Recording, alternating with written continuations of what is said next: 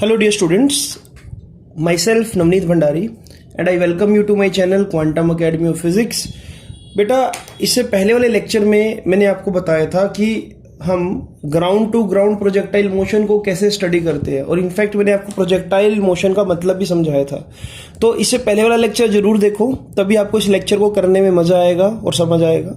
Projectile motion में आपको एक चीज बताई थी मैंने कि ये एक ऐसा मोशन है जहां पर एक ऑब्जेक्ट को हम एयर में थ्रो करेंगे और वो अपना journey under the effect of gravity cover करेगा। उस दौरान हमने कई स्टेजेस पर बात की थी कि हॉरिजॉन्टल डिस्टेंस कैसे निकालेंगे, मैक्सिमम हाइट कैसे निकालेंगे, इंस्टेंटेनियस वेलोसिटी कैसे निकालेंगे और सभी केसेस डिस्कस भी किए थे। आज उसी का एक सिंपलर रूप मैं आपके सामने लेकर आया हूं। इसको हम बोलते हैं height to ground projectile motion. इसको हम बोलते हैं height to ground projectile motion. और अब इस तरह के मोशन में भी आपको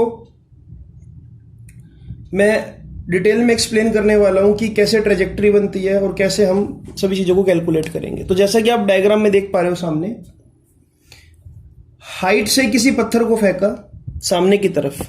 अब यहां से एक चीज आप समझ लो कि आप मान लो किसी टावर के ऊपर हो और किसी पत्थर को सामने की तरफ फेंक रहे हो। इससे एक बात तो क्लियर हो गई कि इनिशियल वेलोसिटी वर्टिकली जो थी वो जीरो है।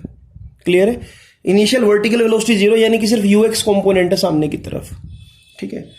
ओरिजिन हम मान लेते हैं कि हम ओरिजिन से फेंक रहे हैं इसको, या आप इस पॉइंट को मान लो कि zero horizontal distance, zero vertical distance. जैसे जैसे ये पत्थर नीचे की तरफ जाएगा, इस पर ग्रेविटी एक्ट कर रही होगी नीचे की तरफ, तो इसलिए पत्थर नीचे जाएगा।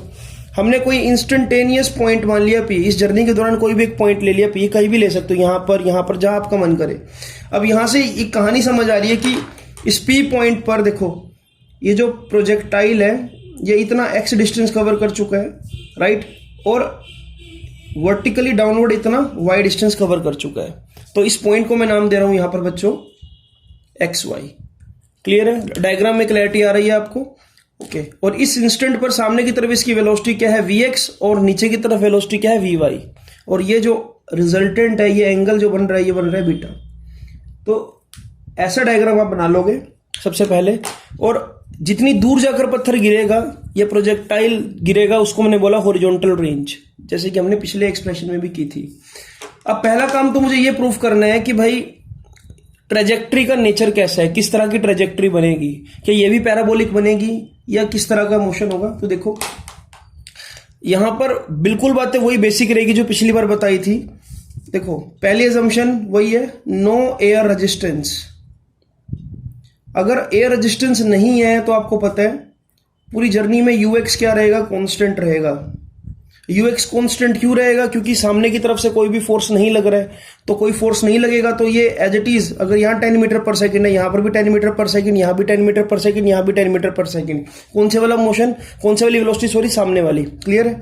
हाँ। अब आगे देखो, तो एक काम करते हैं ना, पहले मोशन अलोंग हॉरिजॉन्टल को स्टडी करते हैं। मैं यहां से शुरू कर रहा हूं इसको, आई होप की चीजें विजिबल होगी आपको सारी। तो हम पहले एक हेडिंग डाल रहे हैं, मोशन अलोंग हॉरिजॉन्टल। तो मोशन अलोंग हॉरिजॉन्टल में बच्चों मुझे अलोंग एक्स एक्सिस मोशन को स्टडी करना है। तो मैं देखो एक इक्वेशन यूज कर रहा हूं, S is equal to U T plus half A T square. अब आपको ये बात मैंने लास्ट लेक्चर में भी बताई थी कि ए एक्स को आपने हमेशा जीरो लेना है। तो ये क्या हो जाएगा बच्चों, देखो x minus x note, initial position इसकी एक्स नोट थी, फाइनल कितनी होगी एक्स, तो डिस्प्लेसमेंट कितनी होगी एक्स नोट माइनस एक्स, यानी कि एक्स नोट तो जीरो है तो मैं लिख दूंगा एक्स। यू की जगह क्या आएगा यहाँ पर, यू एक्स, और टी की जगह टी, और ये फैक्टर क्या हो जाएगा, जीरो। फैक्टर जीरो क्यों हुआ ये आपको पता ही है कि एक्सेलरेशन जो हॉरिजॉन्टल डायरेक्शन में वो जीरो है। वो क्यों जीरो है ये लास्ट वीडियो में भी बताया था, दोबारा से बता रहा हूं कि सामने की तरफ से कोई एयर इस मोशन को सपोर्ट नहीं कर रही है, ना इसको रिटार्ड कर रही है, ना तो मतलब एयर इसके डायरेक्शन में चल रही है, ना एयर सामने से आ रही है। तो हॉरिजॉन्टल वेलोसिटी हमेशा सेम रहेगी। तो यहां से ये आ जाएगा बच्चों यू एक्स टी। यहां से टाइम को डिफाइन करा तो टाइम क्या आ गया, एक्स अपॉन में यू एक्स, राइट। हाँ, इसको मैं ये भी लिख सकता हूं सिंपली, देखो यू एक्स ने तो कांस्टेंट रहना पूरी जर्नी में, तो टाइम की वैल्यू कितनी आ गई बच्चों, एक्स अपॉन में यू। तो इस तरह से मैंने टाइम को डिफाइन कर लिया यहां पर।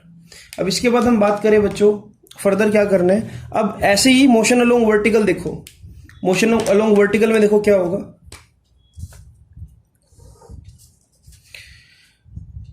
जैसे अटेम्प्ट कर रहा हूं वैसे ही आपने क्वेश्चन करना होता है। तो हेडिंग दो अब जरा, motion along vertical axis.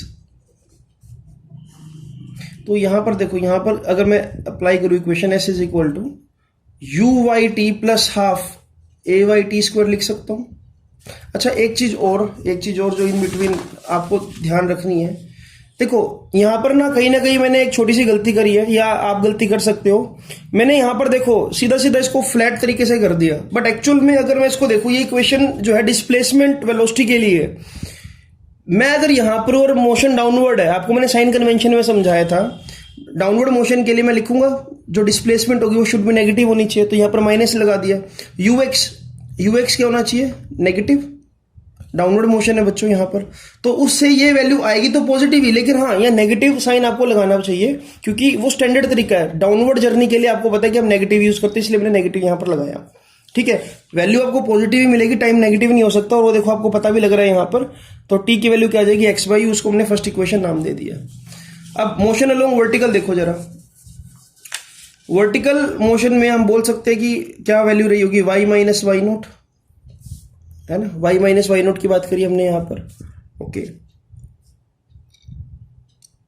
Equals to U Y T initial velocity vector क्या था 0, प्लस हाफ ए वाई की जगह क्या आ जाएगा g, लेकिन g को मुझे क्या लेना है, नेगेटिव, क्योंकि नीचे की तरफ पत्थर गिर रहे हैं, इनटू में टी स्क्वायर। हाँ वैसे एक चीज और भी है, मैं आपको एक चीज और क्लियर कर देता हूं। ये हॉरिजॉन्टल मोशन था, तो आप नेगेटिव नहीं भी लगाओगे तब भी चलेगा। ठीक है, तो you can skip that, basically कोई ऐसी बात नहीं है। अब देखो आगे, तो y minus Y naught is equal to half minus G T square. Y को एज इट इज रखा आपने, क्लियर, वाई नोट तो 0 है, equals to 1 minus 1/2 G T square. और वाई क्योंकि वर्टिकल डाउनवर्ड डिस्टेंस है, तो इसलिए यहां पर मुझे नेगेटिव लगा देना चाहिए। अब इस नेगेटिव से नेगेटिव कैंसिल, तो वाई की वैल्यू क्या आ गई बच्चों, हाफ जी टी स्क्वायर। क्लियर है, हाफ जी टी स्क्वायर आ गया। और अब फर्स्ट इक्वेशन में टी की वैल्यू अपने पुट कर रखी है कितनी, एक्स बाई यू। तो यहां पर अगर मैं पुट कर दूं बेटा, तो देखो यहां पर आपको क्या मिल जाएगा, y is equal to 1/2 G. T की वैल्यू क्या है, एक्स बाई यू, राइट, इसका स्क्वायर कर दिया मैंने यहां पर।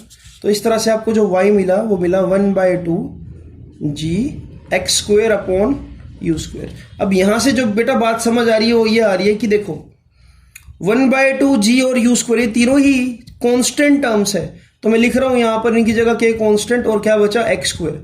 अब लास्ट वीडियो में भी बताया था कि y depending on x square, this is equation of parabola, यानी कि जो ट्रेजेक्ट्री होगी ये पैराबोलिक ट्रेजेक्ट्री होगी, राइट। यानी कि अगर x को 1 पुट करूंगा तो y 1, x को 2 पुट करूंगा तो y 4, x को 3 पुट करूंगा तो y की वैल्यू 9 है, और ऐसा ग्राफ आपको मिल सकता है।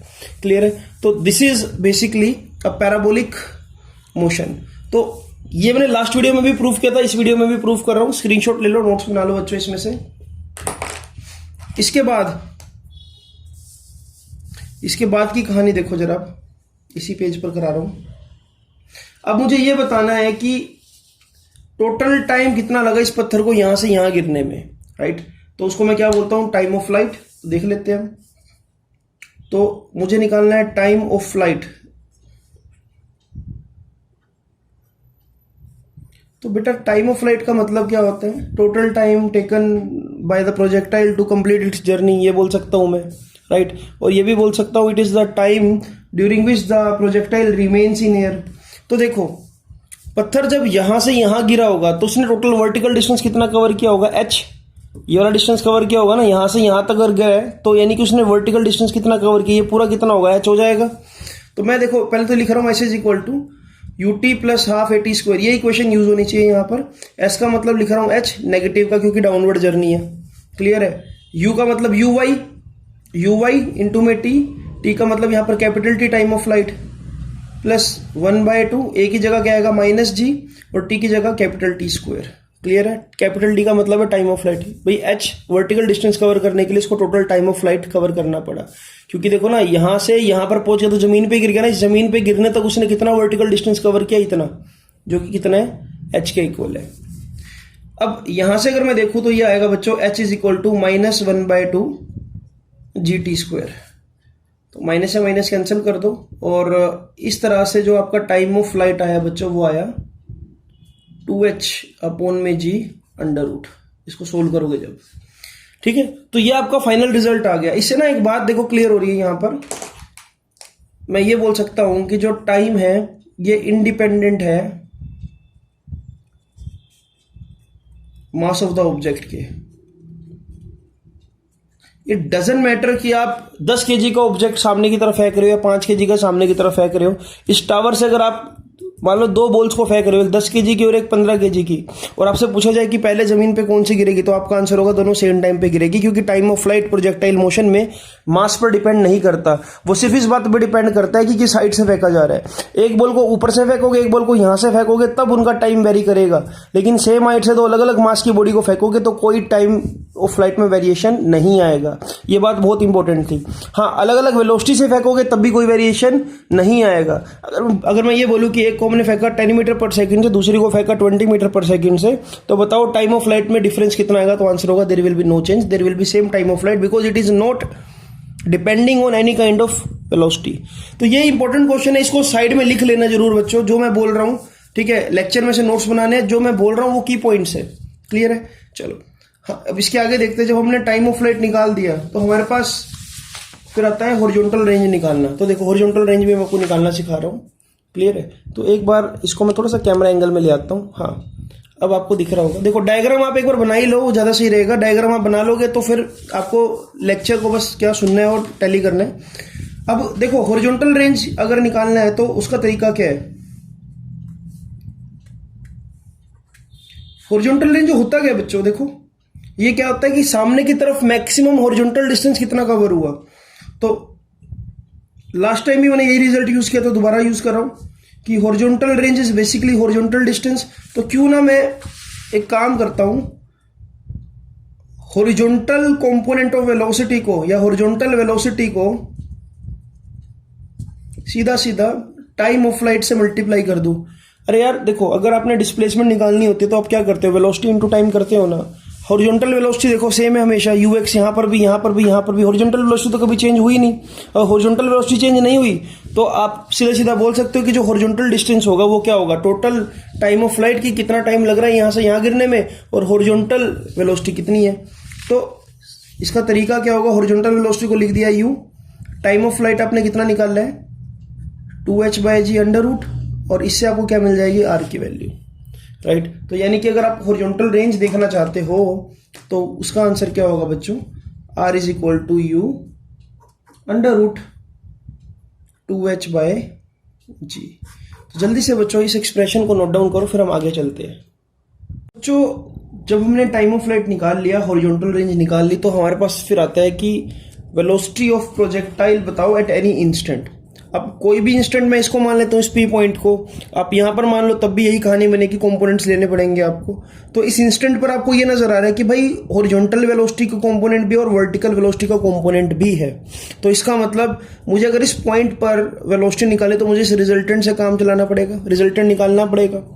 ठीक है, तो एक बार ध्यान से देखो जरा इस चीज को। देखो अगर मैं इस कहानी को ढंग से देखो, अगर आप डायग्राम बना चुके हो तो उसमें एक बार देखो जरा, Vx is perpendicular to Vy, ये बात बिल्कुल वैलिड है। Vx vector is perpendicular to Vy vector, ये बात लिखूंगा तो ज्यादा सही है ना। दोनों के बीच में थीटा की वैल्यू कितनी है यहाँ पर? 90 डिग्री। ठीक है बच्चों, ओके। अगर थीटा की वैल्यू 90 डिग्री है तो रिजल्टेंट क्या होना चाहिए? Vx का स्क्वायर प्लस Vy का square, 2Vx Vy cos 90 cos 90 0, तो इसलिए सिर्फ ये बचेगा Vx प्लस Vy का स्क्वायर। अब हम करते हैं इनको डिफाइन। देखो अगर मैं Vx को डिफाइन करने लगूं तो ये क्या होगा? Ux plus AXT। राइट, यानी कि Vx को लिख दिया मैंने V, Ux को मतलब Vx को लिख दिया Vx, Ux को लिख दिया Ux को U लिख दिया, और AX क्या था? 0, क्योंकि हॉरिजॉन्टल एक्सेलरेशन हमेशा हमने 0 लेनी है, और Ux का मतलब क्या है? U, constant velocity. तो बेटा यहां से तो क्लियर हो गया कि Vx इसके इक्वल है, U के इक्वल है। अब अगर Vy को डिफाइन करूं तो Vy का मतलब क्या होगा?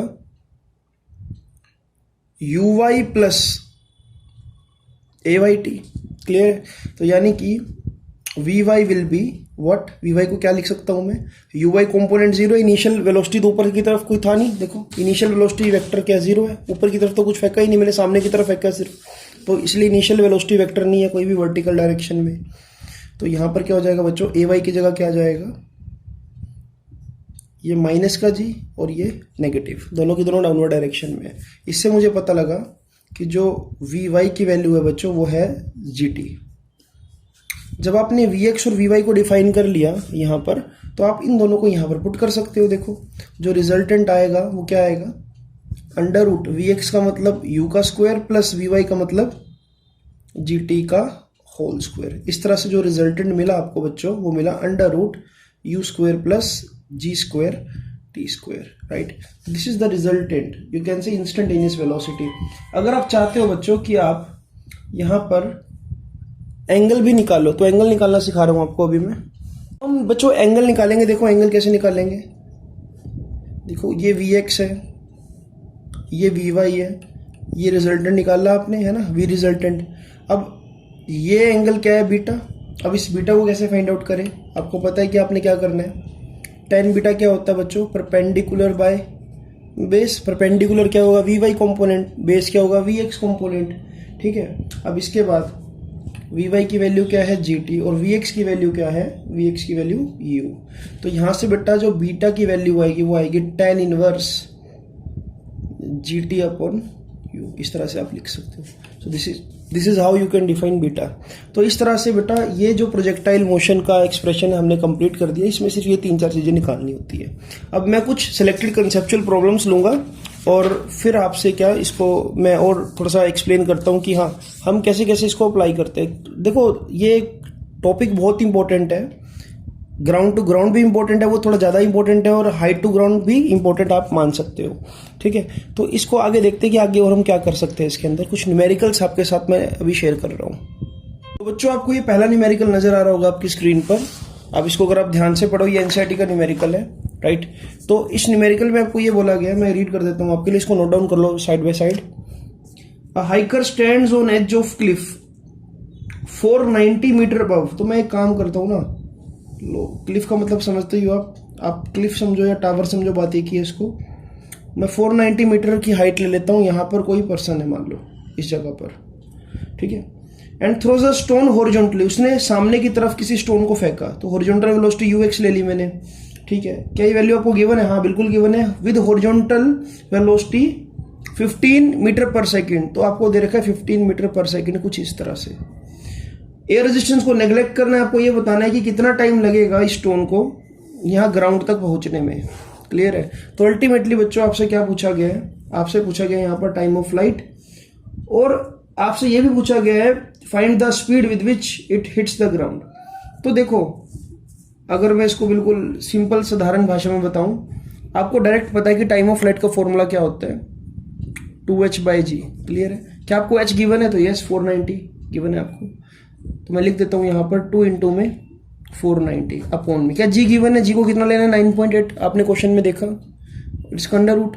अब अगर मैं इसको सोल्व करूं बच्चों, देखो क्या आ रही है, 2 इंटू में 490 और ये आ रहा है 98 और 10 भी ऊपर ले जाते हैं हम, क्लियर है। अब अगर मैं इसको सोल्व करूं तो ये सोल्व करके देखो कितना बन रहा है,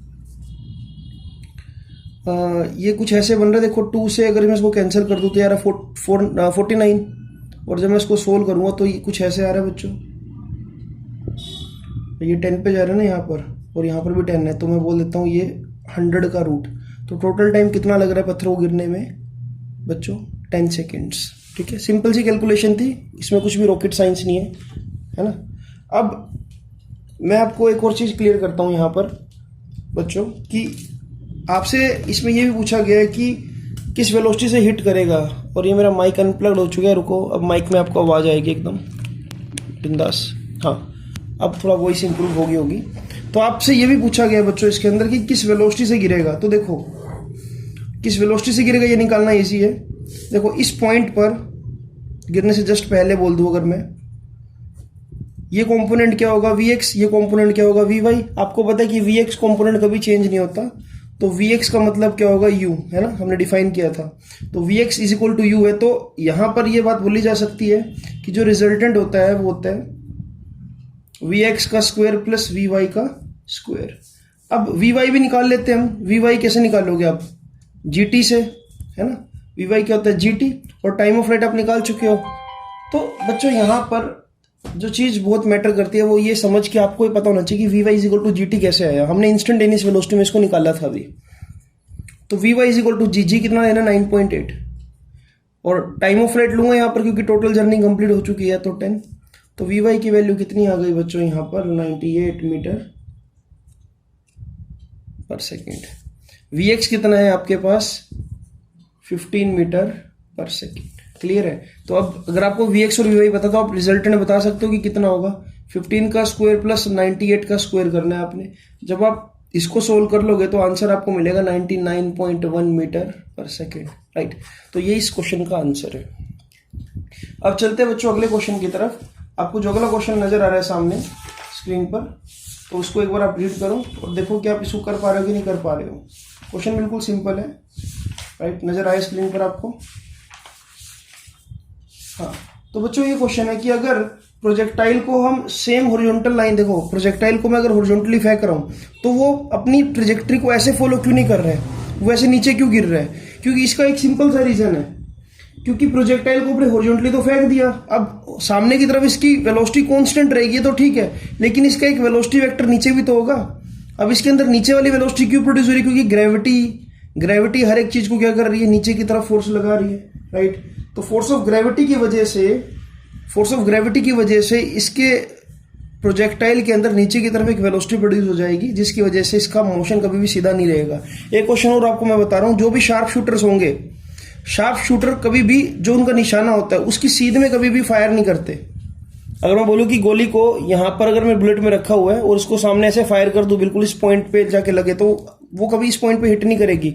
आपको हमेशा थोड़ा सा इसका एंगल ऊपर उठाना होगा और ऐसे फायर करने की, ताकि वो हमेशा इस पॉइंट पर जाकर लगे। तो शार्प शूटर इस बात का ध्यान रखते हैं कि भाई कभी भी line joining the centre of this target गोली को हिट ना करो, क्योंकि वो गोली कभी फिर लाइन ज्वाइनिंग द सेंटर को हिट नहीं करेगी, वो नीचे हिट करेगी यहाँ पर, वो ऐसे, क्योंकि ग्रेविटी अपना रोल प्ले करती है कुछ ना कुछ।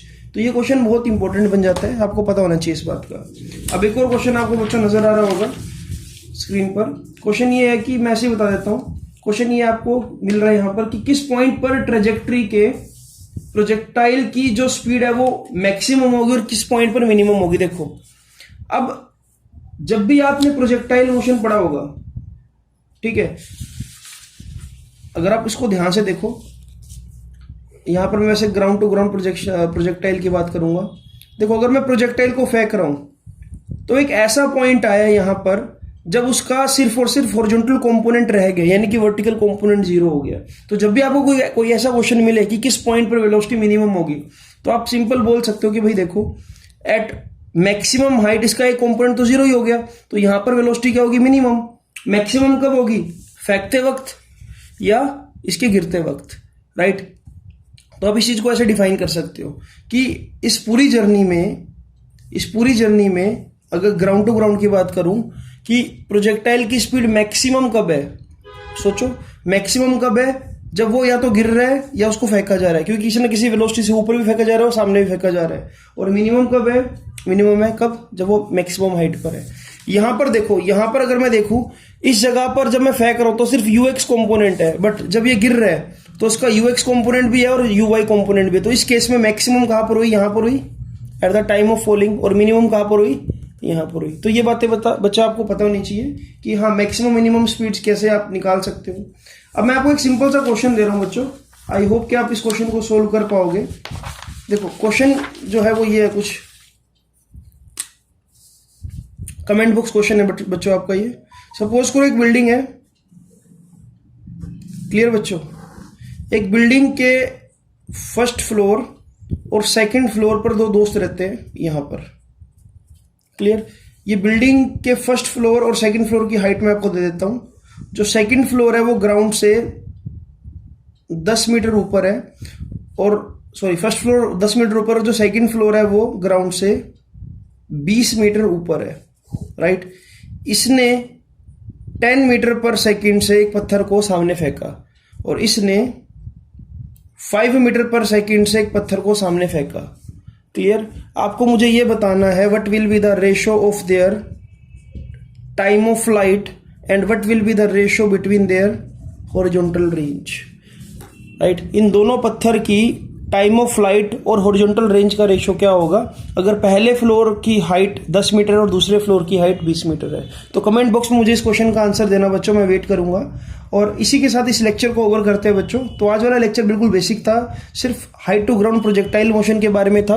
अब अगला लेक्चर जो होगा वो होगा एडवांस, थोड़ा सा एडवांस क्वेश्चंस कराऊंगा और अच्छे अच्छे न्यूमेरिकल्स दूंगा आपको प्रोजेक्टाइल मोशन पर, और फिर हम इस चैप्टर को वाइंड अप करेंगे एक एनसीईआरटी वीडियो के साथ। तो thank you so much for watching this. Let's see कि कमेंट बॉक्स क्वेश्चन सबसे पहले कौन हिट करता है आज।